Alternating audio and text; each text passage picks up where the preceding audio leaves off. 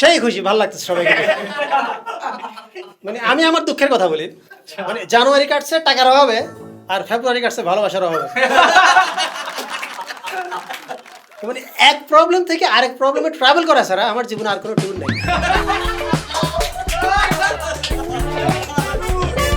আমি এখন প্রতিদিন মাংস খাইতেছি। কেন?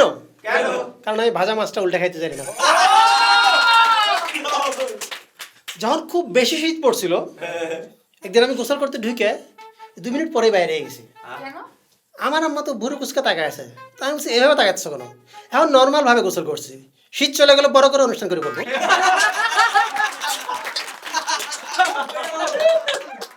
গরমকাল আমি 3 বার গোসল করি, সকাল, দুপুর, রাত।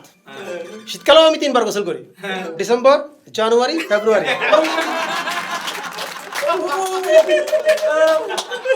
তো আমাদের সবার ফ্রেন্ড লিস্টে কিছু ফ্রেন্ড এমন ভাবে পড়ে থাকে যেন পাংচারের দোকানের টায়ার পরে থাকে। আবার আমাদের কিছু কিছু ফ্রেন্ডের ধৈর্য এত কম যে সে যদি কারোর সাথে চ্যাট করে, অপরজন টাইপ করার সময় সে আরেকটা রিলস দেখে আসে। তো জীবনটা ততদিনই ভালো ছিল যতদিন ভাবতাম ফ্লেভার শুধু আইসক্রিমই হয়।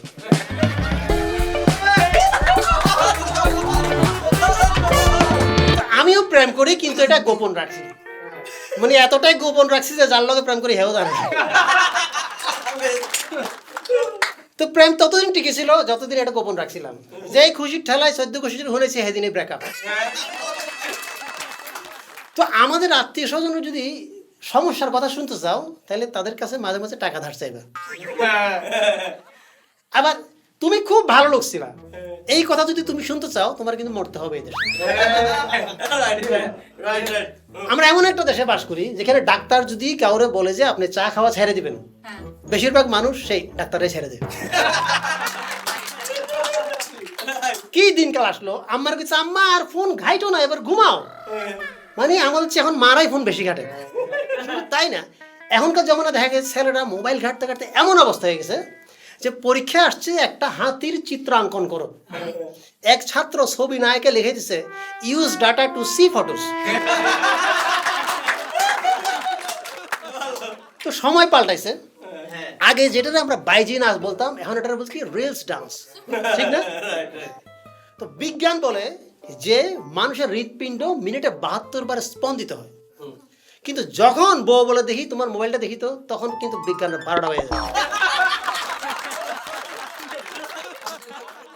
মোবাইল কোম্পানিগুলো যদি সত্যি কথা বলতো তাহলে কিন্তু অর্ধেক রিলেশন ভেঙে যেত। সত্যি কথা। ধরো তুমি কেউ কল দিছো আর মোবাইল বলতেছে আপনি যাকে কল দিয়েছেন তিনি আপনার কলটি ইচ্ছা করে রিসিভ করছেন। তবে বর্তমান সময় কিন্তু কেউ কারোর সাথে অযথা তর্কে যাওয়ার দরকার নাই, কারণ এখন সবাই সবকিছু বেশি বুঝে। মতের অমিল হলে কিন্তু ব্যক্তিগত প্রসঙ্গ নিয়ে ঝগড়া শুরু করে দেয়।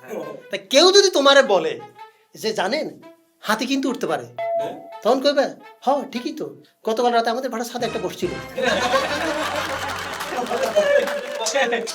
একটা সরকারি গবেষণায় দেখা গেছে যে আমাদের ভবিষ্যৎ প্রজন্ম বাঘ দেখতে পারবে না। তো আমরা কি করবো? আমরা তো কখনো ডাইনোসর দেখি নাই, আমরা কেউ বলতে গেছি? তো জন্য বাঘ নিয়ে চিন্তা করার দরকার নেই। আর একটা গবেষণা দেখা গেছে এই দেশে প্রতি 1000 জন পুরুষের বিপরীতে 840 জন মহিলা আছে। তাই বাঘের কথা বাদ দাও, আগে মেয়ে বাঁচাও। কারণ বাইকের পিছনে কিন্তু বউ বসবে, বাঘ না। আবার একটা জিনিস মাথায় রাখতে হবে, বউ কিন্তু বাঘের চেয়ে কোনো অংশে কম না। সিংহ কিন্তু দিনে 20 ঘন্টা ঘুমায়। তো পরিশ্রমী যদি সাফল্যের চাবিকাঠি হইতো সিংহ না, গাধা হইতো বনের রাজা। এখন কলিকাল চলে আসছে, এটা আমরা কিভাবে বুঝবো? এখন যে কলিকাল চলে আসছে আমরা কিভাবে বুঝবো? কারণ জুতা বেচা হয় শোরুমে, বই বেচা হয় ফুটপাতে, মদ বেচা হয় নগদে, দুধ বেচা হয় বাকিতে, কুত্তা থাকে বাঘের ভিতরে, আর গরু থাকে রাস্তার পাশে। ছোটবেলায় আমাদের সবচেয়ে প্রিয় ছিল কি? কটকটি। আর এখনকার প্রজন্মের কাছে সবচেয়ে প্রিয় কি? টিকটক।